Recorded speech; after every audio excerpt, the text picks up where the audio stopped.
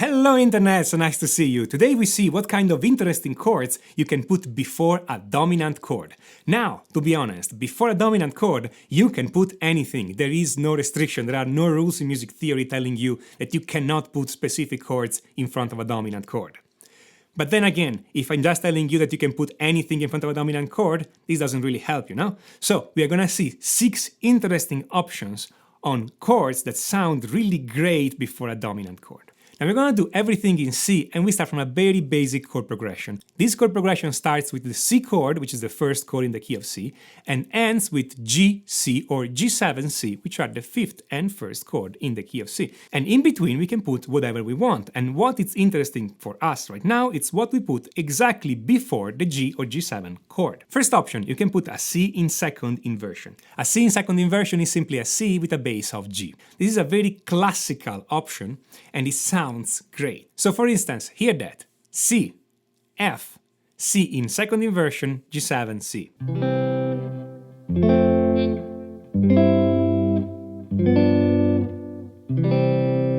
We can make it even more interesting if we take the F chord and we put it in first inversion, F slash of A, F bass of A.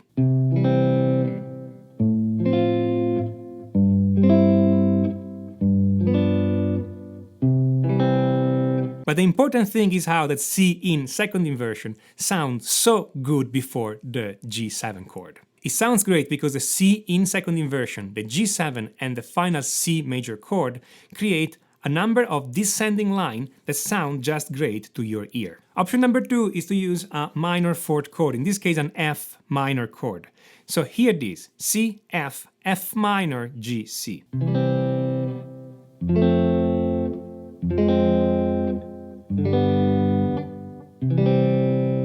This F minor chord sounds great because it contains an A flat note, and this A flat note is not in key and it points down to the G note in the G dominant chord. Of course, I don't have to put an F major just in front of it, I can put any other chord. Here, for instance, I can have C, A minor, F minor, G7, C.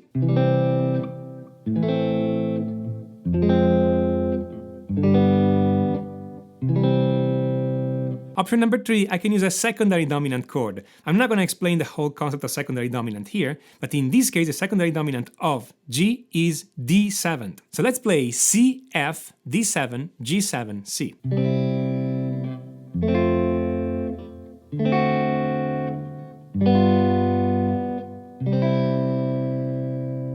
This D7th note contains an F sharp note that again it's not in key and points very strongly to the G note in the G major chord. So again, this chord sounds very spicy because it's not in key, but it sounds good because it resolves exactly on the G chord that comes just after that. Option number 4, we can use a Neapolitan chord. Again, complex name, and we're not gonna do the whole theory here. In this case, the Neapolitan chord is simply a D flat major chord. And you can use this D flat major chord in first inversion like D flat with a bass of F. Here's how it sounds. Let's play C, A minor, D flat with a bass of F, G7, C.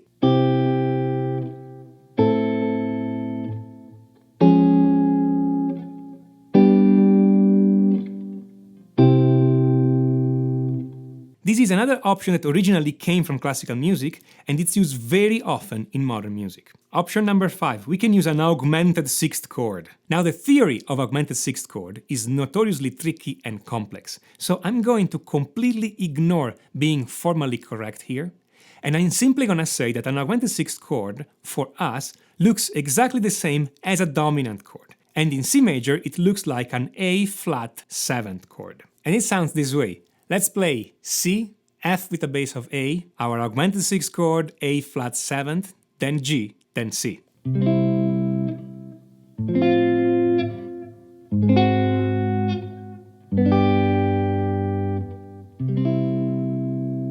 You probably have heard this sound already. Now, a fun thing is that we can combine this option of the augmented sixth chord with the first option of the C major in second inversion. So we can play C, F with a bass of A, our augmented sixth chord, which is A flat 7th, C with a bass of G, G, C.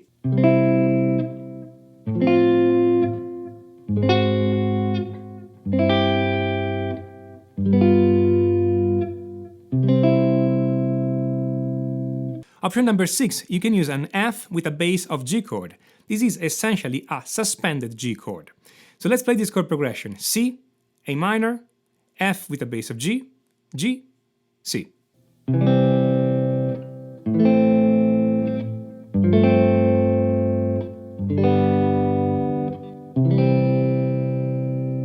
This chord progression has been used forever in pop music and it sounds just great. Again, this F with a base of G, followed by the G, to C.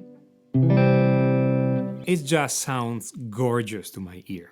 Now those options, as we have seen them so far, are all really simple, but there are thousands and thousands of variations of them, and there are many, many more options for interesting chords that can be put before a dominant chord. In this video, we don't have enough time to go and see in detail all the theory behind those, so we have no way to understand how to use all the possible variations. If you want to know more about all that, I suggest you give a look at the course, Complete Chord Mastery. In this course, which is not a book, it's a complete video course, we go and see in detail all those options with the theory behind it. We see exactly why they work, how to create variations, how to create more new chord progressions based on the principle behind those chord progressions, and we see how all this applies to guitar. All the examples have been made for guitar, so if you're a guitar player, you can start this course, even if you know very little about chord and harmony, and then you can learn all those things in the correct order and learn all those tricks, and those tricks will make whatever you play sounds better, will make your song more interesting, and it will make your music sound more professional. If you like this video, smash on that like button and don't forget to subscribe to this channel.